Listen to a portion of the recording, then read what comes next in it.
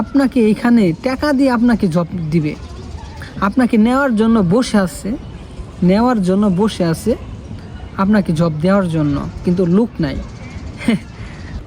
যারা জাপানি স্টুডেন্ট বিষয়ে আসতে চাইতেছেন, আজকে ভিডিওটা তাদের জন্য।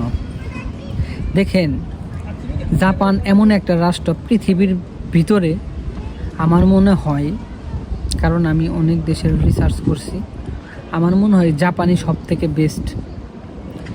তাদের টেকনোলজি খুবই উন্নত। জাপানের কাছ থেকে সারা পৃথিবী শিখে, প্রত্যেকটা সেক্টরেই এখান থেকে শিখে অন্য দেশে কপি কইরা তৈরি করে। তো জাপান এমন একটি রাষ্ট্র, তো এখানে আপনি পড়ালেখা করতে আসলে আপনি অনেক কিছু শিখতে পারবেন এবং আপনার এখানে কেরিয়ার বিল্ড আপ করতে পারবেন। জাপানিজ পাসপোর্ট অবশেষে পাইতে পারেন, বেশিরভাগই পাবেন। তো অনেকেই কিন্তু স্টুডেন্ট জাপানে এসে পড়ালেখা করে নিজের কেরিয়ার কিন্তু বিল্ড আপ করে ফেলাইছে। তো আপনি কেন বসে হয়েছেন দেশে? বাংলাদেশে বসে থেকে আপনার কী লাভ? আপনি চান না একটি উন্নত জীবন আমার আসুক, আপনার আসুক? আপনি কি চান না? তো দেখেন, আমি জাপানে 7 বছর ধরে আছি। আমি আসলে বিভিন্ন ধরনের কাজ করি। এখন বর্তমানে ইন্টারন্যাশনাল টোকিও এয়ারপোর্টে আছি, কাজ করতেছি। তো আপনারাও কিন্তু খুবই সহজভাবে জাপানে আসতে পারেন। জাপানটা আপনি বাংলাদেশ থেকে অনেক কিছু মনে হয়, আসলে যাওয়াটা মনে হয় অনেক কঠিন। জাপানিজ ভাষা শেখা লাগবে। আচ্ছা, আপনি যদি একটি দেশে নাগরিকত্ব নিতে চান বা পার্মানেন্ট রেসিডেন্টশিপ নিতে চান, তাহলে দেখেন আপনার কিন্তু সেই দেশের সম্পর্কে জানা লাগবে, সেই দেশের ভাষা শেখা লাগবে, সেই দেশের সব কিছু আপনি টোটালি বাংলাদেশে যেরকম আপনি বাংলাদেশের নাগরিক ওইভাবে জানেন, ওই রকম জানা লাগবে। এবং সবার সাথে কমিউনিকেশন ভালো রাখতে হবে, কারণ কমিউনিকেশন ভালো রাখলে আপনি বিভিন্ন ধরনের ফেসিলিটিস পাবেন। এখন কথা হচ্ছে কিভাবে আপনি স্টুডেন্ট বিষয়ে আসবেন এবং স্টুডেন্ট বিষয়ে জাপানে এত দেশ থাকতে জাপানে গেলে কি কি সুবিধা। এখন আমি একে একে বলবো, আপনারা একটু মনোযোগ সহকারে শুনবেন। দেখেন, ভিডিও তো অনেক দেখেছেন, কিন্তু এই ভিডিওটা আপনার সব থেকে বেস্ট এবং সেরা হতে যাচ্ছে যারা জাপানে আসার জন্য আগ্রহী আছেন। এখানে আমি শুধু স্টুডেন্ট বিষয় নিয়ে আলোচনা করব। আমার চ্যানেলে বাকি বিষয়গুলো নিয়ে একটা করে ভিডিও করা আছে, আপনারা দেখে আসতে পারেন। তো বিষয়টা হলো, জাপানে যদি পড়ালেখা করতে আসেন, এখানে কিন্তু অল্পতেই আপনি সব কিছু শিখে ফেলতে পারবেন। কারণ জাপানে পড়ালেখা করার ক্ষেত্রে জাপানির যে স্যার বা ম্যাডাম আছে, তাদেরকে সেন্সেই বলে। তো তারা ব্যাপক ভালো। তারা আপনাকে এমনভাবে শিক্ষা দিবে, এই দেশের কালচার শিখায় ফেলবে, তারপরে কিভাবে মানুষের সাথে কথাবার্তা, ভাষা শেখায় ফেলবে। তো স্টুডেন্ট বিষয় চলাকালীন, স্টুডেন্ট বিষয় হচ্ছে 1 থেকে 1.5 থেকে 2 বছর প্রথমে ল্যাঙ্গুয়েজ কোর্সে ভর্তি হইতে হয়, জাপানিজ ল্যাঙ্গুয়েজ কোর্স। আপনার এই দেশে তো প্রথমে আসলে তো একটা ভাষা শিখতে হবে, তাই না? নাহলে তো আপনি পারবেন না কোনো কিছু। তো তারা ভাষা শিখাবে।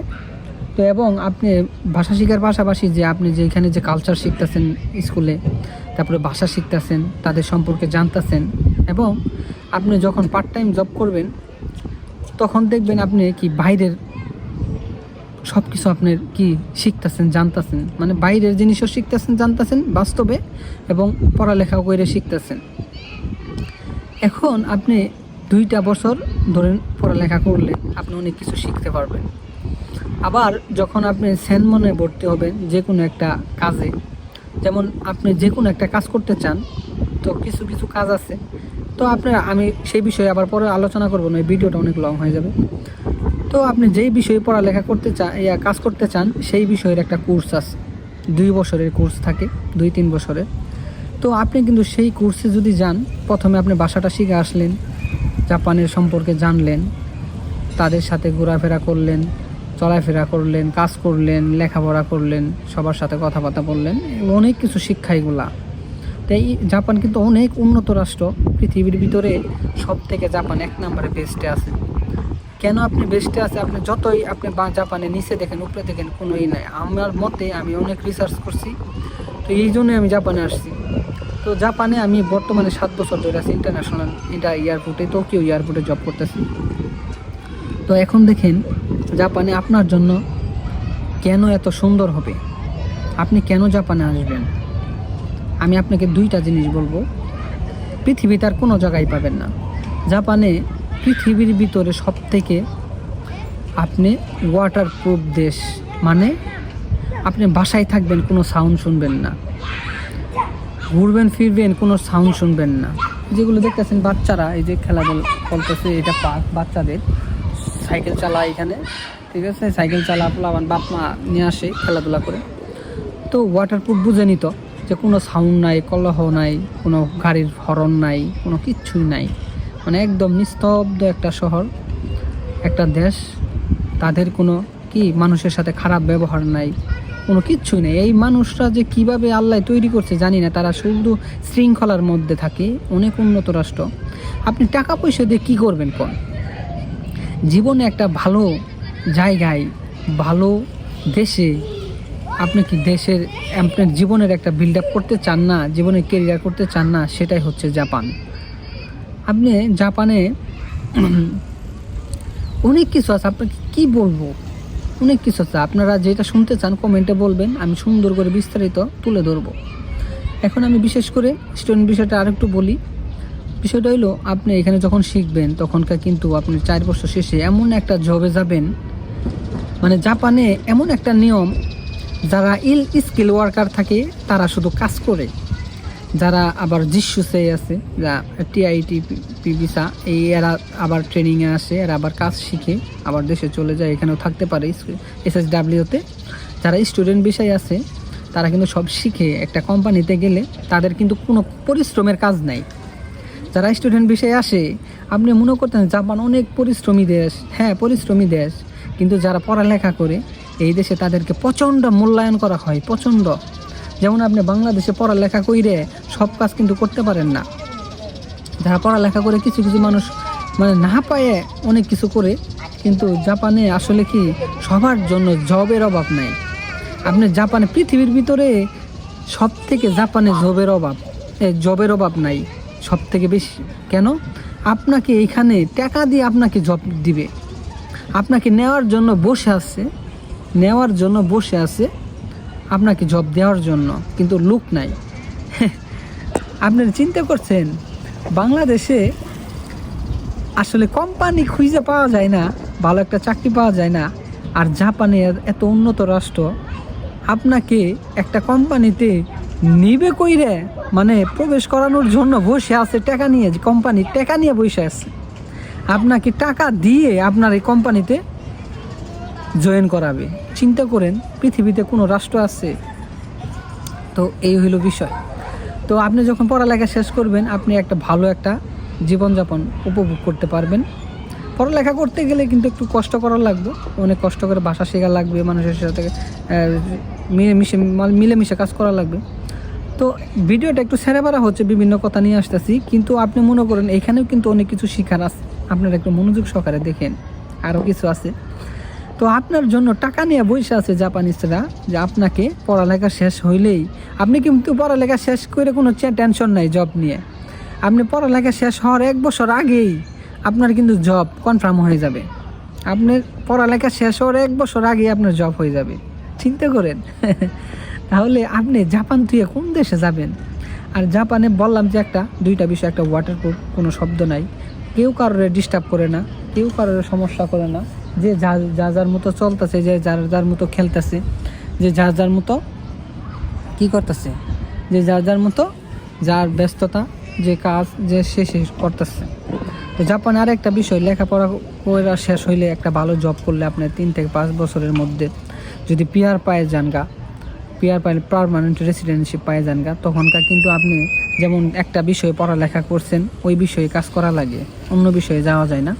কিন্তু যখন পার্মানেন্ট রেসিডেন্সিপ পায়ে যাবেন গা, তখন দেখবেন আপনি সব ধরনের কাজ করতে পারবেন। মানে জাপানে আপনি পার্মানেন্ট রেসিডেন্সিপ পাইলে আপনি জাপানিজ যেই রকম সব কাজ করতে পারেন, তো সেই রকম আপনিও সবই কাজ করতে পারবেন। তারপরে আপনার টার্গেট কি থাকবে? এই দেশে আপনার কেরিয়ার নিয়ে চিন্তা ভাবনা, যে আমি এই দেশেই থাকবো, এত সুন্দর রাষ্ট্র, পৃথিবীর ভিতর সব থেকে সুন্দর রাষ্ট্র হইতেছে জাপান। এত সুন্দর রাষ্ট্র, এত মানুষ সুন্দর, এত কথাবার্তা সুন্দর, তাদের ব্যবহার আচরণ সুন্দর, এত পরিষ্কার দেশ। হ্যাঁ, তারপরে মনে করেন যে এখানে বেতনও কিন্তু বেশি, বেতন কিন্তু প্রচণ্ড বেশি। জাপানে আপনার মনে করেন প্রচণ্ড বেতন বেশি, বিভিন্ন দেশের তুলনায় জাপানে বেতন বেশি কিন্তু খরচ কম। আমার মনে করেন খরচ ধরি, আমি একা বাসায় থাকি, একটু বুঝতে তো পারবেন না, ভিডিওটা দেখেন, হ্যাঁ একটু বুঝতে পারবেন কেমন খরচ। এটা কিন্তু আমারটা স্বাভাবিক খরচ, অস্বাভাবিক না, বড় ল না। তো আমার একটা বাসায় থাকি, মানে ছয় মান ভাড়া, 6 মান ভাড়া মানে 60,000 ইয়েন, যা বাংলাদেশ টাকায় ধরেন 48 বা 45,000 টাকা। আবার ধরেন আমি খাওয়া দাওয়া করি, জাপানে খাওয়া দাওয়া যদি ভালোভাবে করেন বাংলাদেশি টাকায় 30,000 থেকে 25,000 টাকা দিয়ে মোটামুটি খুবই ভালোভাবে খাওয়া যায়। তো আপনি ধরেন বেতন পাবেন ধরেন 2.5 লাখ ইয়েন, ওইখান থেকে ধরেন আপনি 2.5 লাখ পাইলে 5 মান মনে করেন আপনার ইন্স্যুরেন্স, পেনশন এগুলো খরচ হয়ে যায় যখনকার জবে ঢুকবেন। তারপরে মনে করেন 20 মান থাকবো, 20 মান থাকলে এখানে আপনার বাসা ভাড়া আছে, খাওয়া দাওয়া আছে। ধরেন এইখানে আপনি সুবিধা অনুযায়ী দিবে। যদি আপনি জব করেন স্টুডেন্ট ভিসা শেষ হওয়ার পরে, তাহলে কিন্তু থাকা এগুলো কোম্পানিই দেয়, থাকাটা কোম্পানিই দেয় এবং ল্যাপটপ দিব, সব কিছুই দিবে কাজের। হ্যাঁ, কোম্পানি দেয়, বিশেষ করে কোম্পানি দেয়। যদি আপনার বেতন বেশি থাকে তখন আপনার নিজের করা লাগে। তো বিশেষ করে কোম্পানি দিলে আপনার খায় দেয় মোটামুটি ভালো অ্যামাউন্ট জমাইতে পারবেন, ভালো অ্যামাউন্ট, বাংলাদেশে যেটা কল্পনার বাইরে। তো আমি আশা করি জাপানে আপনি কেরিয়ার করবেন, পৃথিবী সব দেশ বাদ দেন ভাই, কোনো দেশে আপনার যাওয়া লাগবো না, আপনি জাপানে আসেন। পৃথিবীর ভিতরে শান্তি কারে কয়, আপনি নিজের জীবনটাকে নিঃস্বাধীনভাবে আপনি সাজাতে পারবেন। এইখানে যখন পাসপোর্ট আপনি পাই যাবেন তখন বিভিন্ন দেশে আপনার জন্য যাওয়া একদম পসিবল, একদম ইজিলি। তো সেক্ষেত্রে আপনি কি জাপানের পাসপোর্টের মূল্যায়ন আছে, সিঙ্গাপুর, জাপান এগুলো মূল্যায়ন আছে, কিন্তু জাপানে আপনার কেরিয়ার গড়াটা পৃথিবীর যত রাষ্ট্র দেখেন আপনি টাকাতে যান, কিছু দিয়ে যান, কিন্তু সব থেকে কঠিন জাপানে যদি আপনি কেরিয়ার বিল্ড আপ করতে যান, সব থেকে কঠিন হলেও জাপান কিন্তু সব থেকে কঠিন কিন্তু সহজ, কঠিন হলেও সহজ। এখানে আপনার কোনো ওই রকম আহামরি পরিশ্রম করা লাগবে না, তারপর নিজেভাবে সব কিছু করতে পারবেন, সব নিজে নিজে, কি কোনো দালাল ধরা লাগবে না, কোনো কিচ্ছু নেই, সব নিজে। কিন্তু আপনার ভাষাটা শিখতে হবে ভালোভাবে। বাংলাদেশ থেকে আপনি যে জাপানিজ লেভেল আছে, একটা N5, N4, N3, N2, N1 এগুলো লেভেল আছে। আপনি যদি জাপানিজ ভাষাটা একটু আয়ত্ত করতে পারেন, তাহলে দেখবেন জাপান আপনার লাগে পুরো ইজি, পুরো ইজি। তো বিশেষ করে জাপানটা কিন্তু আসলে কেউ যাইতে চায় না। জাপানে আইস পর্যন্ত কেউ অন্য দেশে গেছে এগুলো খুব কম, ঠিক আছে, অন্য দেশ থেকে আসে জাপানে, কিন্তু যাই কখন সে অনেক পরিশ্রমের কাজ করে ফেলা, তারপরে মনে করেন ওর দ্বারা এই পরিশ্রমটা হচ্ছে না, সে ভিসা কোনোভাবে চেঞ্জ করতে পারতেছে না, তারা জাপান সাইডে চলে যায়। কেন তারা পরিশ্রম একই কাজ করার লাগে। যখনকার আপনি স্টুডেন্ট বিষয়ে যারা আসে তাদের তো পরিশ্রম নাই, তাদের কম পরিশ্রম, তারা মনে করেন স্টুডেন্ট থাকাকালীনই কষ্ট, তাছাড়া আর কোনো কষ্ট নেই। তো সেই কষ্টটা যদি ধৈর্য ধরতে পারেন, জাপানি ভাষাটা যদি ভালো করে আয়ত্ত করতে পারেন, আপনার লাগিয়ে জাপান আর কেউ ঠেকাইতে পারবে না জাপানিজ পাসপোর্ট নেওয়ার জন্য। তো যারা স্টুডেন্ট বিষয়ে আসবেন, আমি যে কথাগুলো বললাম একটু হলেও আপনার উপকার হয়ে থাকবে। যদি উপকার হয়ে থাকে, আর যদি এই সমস্ত ভিডিও সমস্ত ধাপে ধাপে প্রত্যেকটা সেক্টর নিয়ে আমি বানাই, আমার চ্যানেলে দেখে আসবেন। হ্যাঁ, আমার ইউটিউব চ্যানেল আছে, ফেসবুক আছে, তো দেখে আসবেন। আর পেজটা ফলো করে রাখবেন, আর ইউটিউবে দেখলে চ্যানেলটা সাবস্ক্রাইব করে রাখবেন। তো সকলে ভালো থাকেন।